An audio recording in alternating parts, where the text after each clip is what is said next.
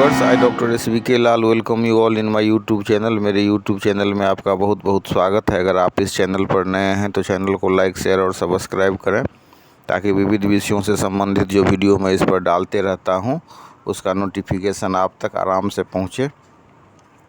आज हम लेकर के आए हैं शादी और विवाह के बारे में, उसके बारे में जो कुछ मान्यता है, कुछ जो संस्कार है, जो कुछ ट्रेडिशन है, उसके बारे में थोड़ी सी चर्चा करेंगे। साथ ही जो न्यायिक पहलू है उसका भी थोड़ी सी चर्चा कर लेंगे। आइए शुरू करते हैं। एक इंग्लिश जज हुए, उन्होंने कहा कि मतलब मुस्लिम marriage is a contract and Hindu marriage is A sacrament. तो उन्होंने कहा कि विवाह एक संस्कार है और शादी एक समझौता है, अर्थात कॉन्ट्रैक्ट है, संविदा है। तो अब सोच लीजिए कि उस समय में जो वो जज साहब थे कितने बड़े चिंतक थे और कैसे मतलब इतना कम शब्द में इतने सारी बातों का समावेश कर दिया। तो अंदाज़ा किया जा सकता है कि पाश्चात्य देश का होते हुए भी वो भारतीयों की संस्कृति से कितना परिचित थे। और अगर हम गहन विवेचन करें तो पता चलता है कि उनका कथन बिल्कुल सच है। शादी एक समझौता है, अर्थात संविदा है। तो मुस्लिम मैरिज के हिसाब से हम कह सकते हैं कि Muslim marriage is a contract. It is also because it possesses all the element of a valid contract. There is a offerer and offeree and the offer is being communicated, and after the communication of offer there is also acceptance. Hence we may conclude that Muslim marriage is a contract. क्या होता है, एक offer होता है, फिर offer का communication होता है, उसके बाद जो ऑफरी पर जो ऑफ़र होता है उसका एक्सेप्टेंस होता है। तो इस तरह से संविदा बनता है। वहीं हम अगर मतलब हिंदू विवाह की बात करें तो इसका अर्थ होता है वहन करना। तो पति और पत्नी विवाह के बंधन को या पति और पत्नी के रिश्ते का वहन करते हैं, निर्वहन करते हैं। तो हम कह सकते हैं निर्वहन करना या वहन करना अर्थ सन्निहित है। तो रिश्ते के वहन का दायित्व और नैतिकता दोनों के लिए है। विवाह का दूसरा नाम है पानी ग्रहण संस्कार, या इसे ठेठ भाषा में या स्थानीय भाषा में कहें तो हाथ पकड़ने का संस्कार। तो हिंदू में जो विवाह है वो मतलब 16 संस्कारों में से एक। अब हम चर्चा करते हैं कि वैदिक काल में समाज के संचालन हेतु, सृष्टि के संचालन हेतु नैतिकता के नियम निर्धारित किए गए थे। यही कारण है कि संस्कृत भाषा में तलाक और डाइवोर्स के लिए कोई पर्यायवाची शब्द नहीं है। समाज शास्त्र के हिसाब से देखें तो विवाह के अलग अलग प्रकार निर्धारित किए हैं। शादी के बाद महिला का जो गोत्र है वो पति का ही गोत्र महिला का गोत्र हो जाता था, अभी भी हो जाता है, और उसका नाम भी चेंज कर दिया जाता है। तो समगोत्री विवाह वर्जित था। और मतलब अगर लॉ की बात करें तो एक है दायभाग स्कूल और एक है मितक्षरा स्कूल। तो दोनों के हिसाब से कंसेप्शन से मतलब कुछ इसमें कमी है, मतलब अंतर कई बार दृष्टिगोचर होता है।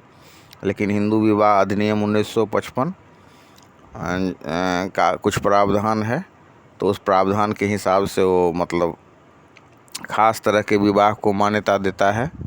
अब ये बात अलग है कि जो अलग अलग जो समाज हैं, अलग अलग जो ट्राइबल एरियाज हैं, तो उनका जो रिचुअल्स है, उनका जो ट्रेडिशन है वो अलग अलग है। आज भी हम देख सकते हैं कि कुछ ट्राइबल एरियाज में बहुपति प्रथा है, मतलब जो एक महिला के 2, 3, 4 पति हो सकते हैं।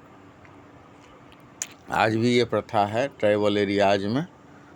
और जो पुराना जो परंपरा था उसमें एक पुरुष की कई पत्नियां हो सकती थी, लेकिन इसको भी संशोधित कर दिया गया।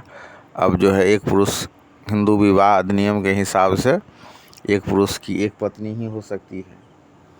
और उसमें जो समगोत्री विवाह को तो वर्जित किया गया है, लेकिन और मतलब पंचपिंडज विवाह, 5 पीढ़ी का जो जो अधिकार जो है शादी करने का, अगर मतलब स्वपिंडज विवाह भी वर्जित है, लेकिन प्रथा जो है सो कानून पर भारी पड़ता है। यही कारण है, हम देख सकते हैं कि साउथ इंडियन फैमिली में जो विवाह का प्रकार थोड़ा सा डिफरेंट है, उसमें जो कुछ प्रथा को मान्यता दी गई है और प्रथा जो है कानून पर, नियम पर भारी पड़ता है।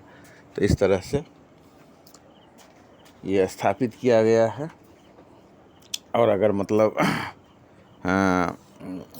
पुराने जो विवाह की पद्धति है या पुराने विवाह का जो प्रकार है, तो सोशियोलॉजी के हिसाब से 8 तरह का विवाह की व्यवस्था थी तत्कालीन समाज में। ये व्यवस्था थी देव विवाह, ब्रह्म विवाह, आर्ष विवाह, गंधर्व विवाह, असुर विवाह, राक्षस विवाह और पैशाच विवाह।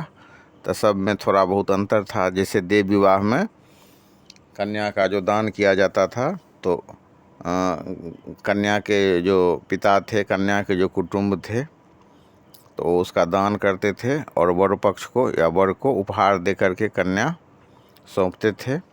ब्रह्म विवाह में पिता के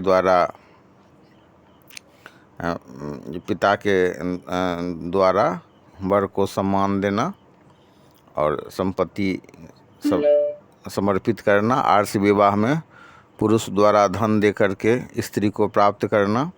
गंधर्व विवाह एक हिसाब से प्रेम विवाह है, जिसमें कि स्त्री और पुरुष आपस में जब प्रेम होता है तो विवाह कर लेते हैं।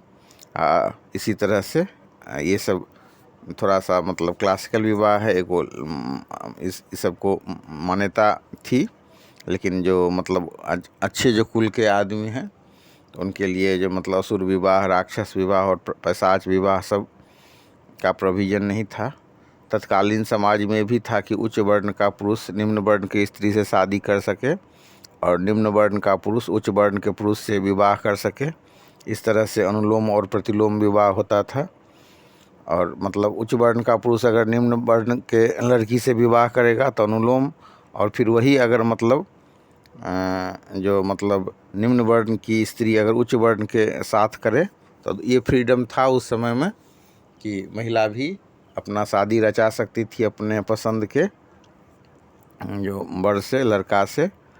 तो इस तरह की व्यवस्था थी। अब ब्रह्म विवाह का जो अर्थ है, वर कन्या का जो कि विद्वान और सुशील हैं, परस्पर प्रसन्नता तथा माता पिता की सहमति से विवाह होता है। इसमें कन्या को वस्त्र, अलंकार आदि से सुसज्जित करके वर को सौंप दिया जाता है। यह विवाह सभी विवाहों में श्रेष्ठ माना जाता है और वर्तमान समय में भी हिंदू में प्रचलित है। कुछ जो विद्वान हैं उनके हिसाब से जो हिंदू विवाह अधिनियम 1955 है, वो मात्र इसी विवाह को मान्यता देता है। लेकिन मतलब जो ट्रेडिशन है, परंपरा है, उसके हिसाब से अलग अलग तरह से भी विवाह होता है। आप कहीं देखेंगे कि मतलब लड़का वाला ही लड़की की खोज कर रहा है, वो उसका भी मान्यता है। कहीं पर ज़्यादा, एक से ज़्यादा पति की भी व्यवस्था है, तो कहीं एक पर। तो ट्राइबल एरियाज़ में कुछ फ्रीडम भी है।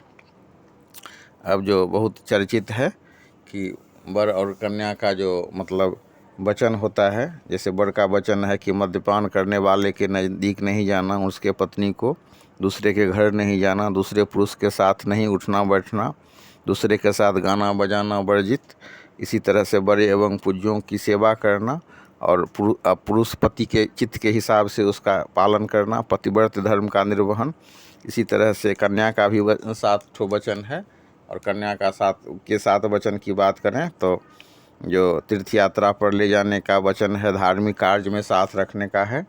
और तीसरा है अपने माता पिता के ही समान मेरे भी माता पिता को समझें, परिवार के मर्यादा के अनुसार धर्म अनुष्ठान करके ईश्वर की आराधना करें, जीवन भर साथ निभाएं, विवाह उपरांत जिम्मेदारी निभाना, खर्च वर्च में महिला से मंत्रना, सहेलियों अन्य स्त्रियों के समक्ष अपमान नहीं करना, मद्यपान नहीं करना, पराई स्त्री को माँ के समान समझना।